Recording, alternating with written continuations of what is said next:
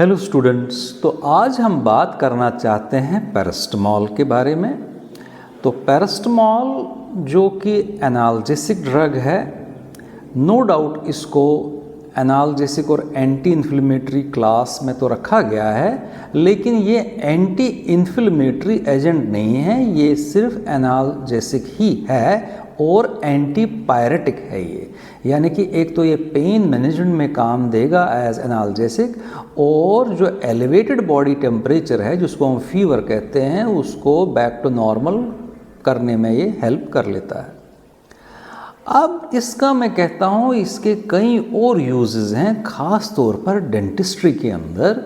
Dentistry में एक department होता है, department of orthodontics and dentofacial techniques, जिसमें आपने देखा होगा कई लोग जिनके टीथ जो होते हैं प्रॉपर शेप में नहीं होते हैं, कई बार आगे कई बार पीछे, तो उससे उनका फेस का शेप जो है काफ़ी हद तक डिस्टर्ब हुआ होता है।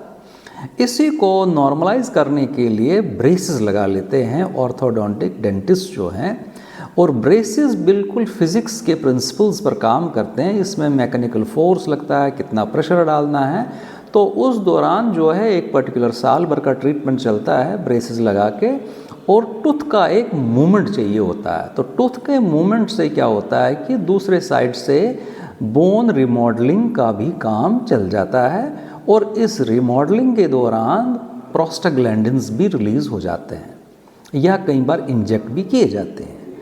अब ब्रेसेस लगाएंगे, फोर्स लगेगा तो पेन तो होगा ही।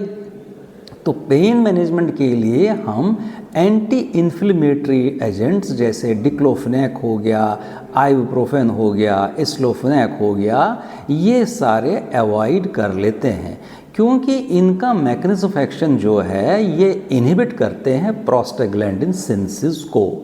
अब जैसे मैंने आपको बताया प्रोस्टाग्लैंडिन्स यहाँ चाहिए बोन रिमॉडलिंग के लिए, तो प्रोस्टाग्लैंडिन्स इनहिबिट किए जा रहे हैं एंटी इन्फ्लेमेटरी एजेंट से, तो फिर क्या करें। तो ऐसी सूरत में पैरास्टामॉल अपनी योगदान दे रहा है, क्योंकि पैरास्टामॉल एनाल्जेसिक है, एंटी पायरेटिक है, इसका कोई भी एंटी इन्फ्लेमेटरी एक्शन नहीं है, ये प्रोस्टाग्लैंडिन्स को बिल्कुल डिस्टर्ब नहीं कर लेता है। तो पैरास्टामॉल ऐसी कंडीशन में बेस्ट है।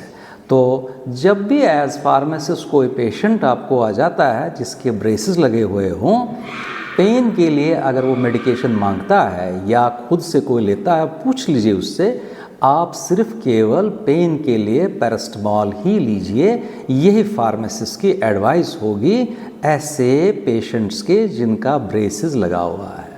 तो thank you. So again, yes you can.